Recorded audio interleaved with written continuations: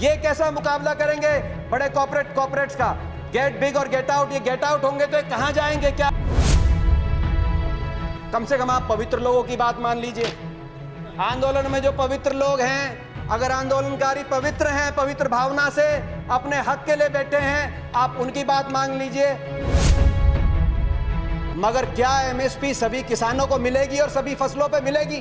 प्रश्न इस बात का उठता है। आप में दम है खड़े होकर आप कह दें कि एमएसपी मिलेगी हर किसान को देश में? एक देश एक मार्केट, तो एक देश दो मंडियां क्यों? किसान ही क्यों मिला आपको? जय जवान जय किसान।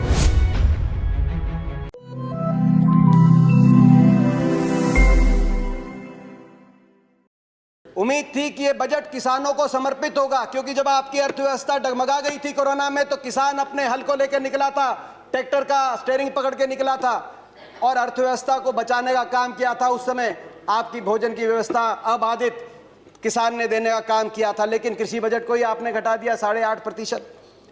कृषि कानून पे बड़ी चर्चा हुई।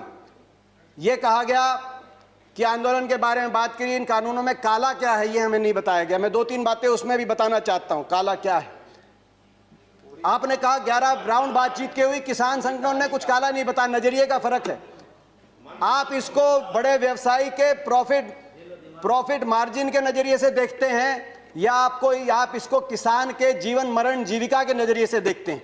कहा गया कि बिन मांगे दिया गया, और बिन मांगे बहुत से कानून दिए गए थे। बाल कानून बिन मांगे दिया गया था, दहेज कानून, ट्रिपल तलाक बिन मांगे, कई बार अच्छे कानून बिन मांगे भी दिए जाते हैं। फर्क है उनमें और इसमें फर्क है। उनमें जिस वर्ग के लिए दिया गया वो वर्ग संघर्ष और आंदोलन के रास्ते पे नहीं आया। बाल कानून लागू हुआ तो दिल्ली को बच्चों ने नहीं घेरा बाल कानून वापस लिया जाए। दहेज का कानून आया तो महिलाएं धरने पे नहीं बैठी कि हमें दहेज देना है। मगर यहाँ जिस वर्ग के लिए आपने दिया वो वर्ग आज आपके दरवाजे पे आया, दिल्ली के आसपास लाखों की तादाद में बैठा है।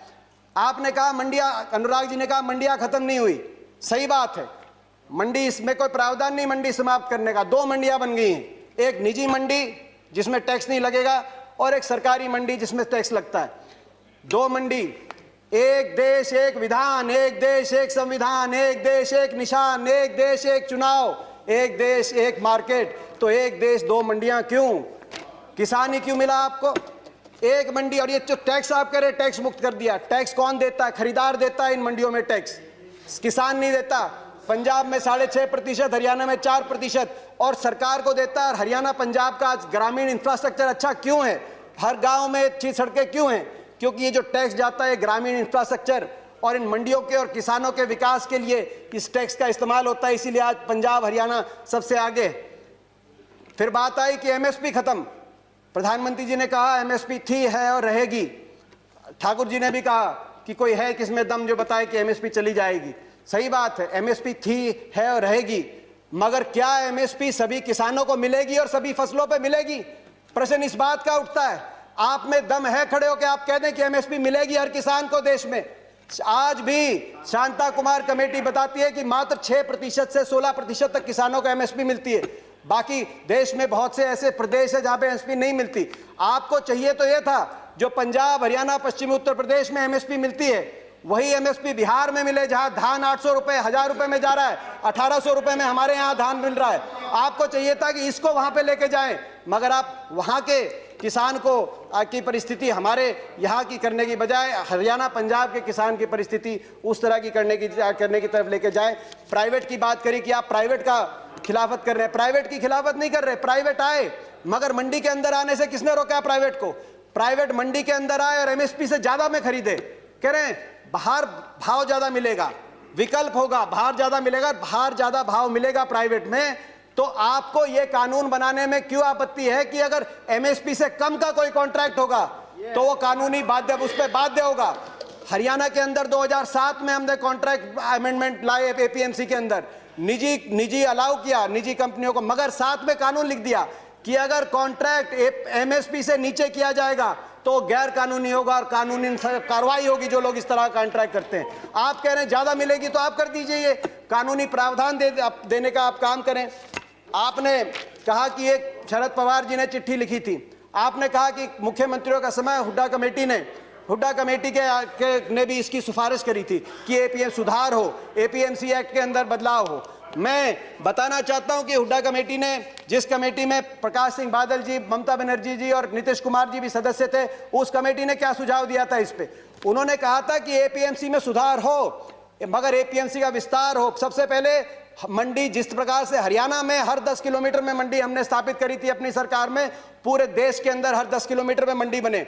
दूसरा, प्राइवेट अगर आए तो मंडियों के अंदर आए, एमएसपी से ज्यादा पे खरीदें, एमएसपी से कम पे खरीदते हैं तो कानूनी कार्रवाई हो, वो ऐसी खरीदारी अलाउ ना हो। तीसरा, एमएसपी की कैलकुलेशन C2 के आधार पे हो, A2 कॉस्ट नहीं, C2 खर्चे के आधार पे एमएसपी कास्ट हो, जो आज किसानों की सबसे बड़ी मांग है।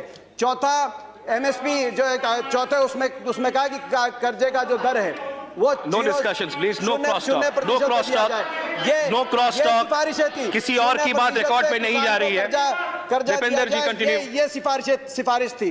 मैं एक और बात कहना चाहता हूं। एक बात आई कि ओपन मार्केट, फ्री मार्केट अच्छी है। फ्री मार्केट हर चीज के लिए अच्छी नहीं है। मार्केट, अनियंत्रित मार्केट, किसान को आप अमेरिका का उदाहरण उठा के देखिए। अमेरिका में 1/4 लोग कृषि से जुड़े हुए थे आज से 50-60 साल पहले।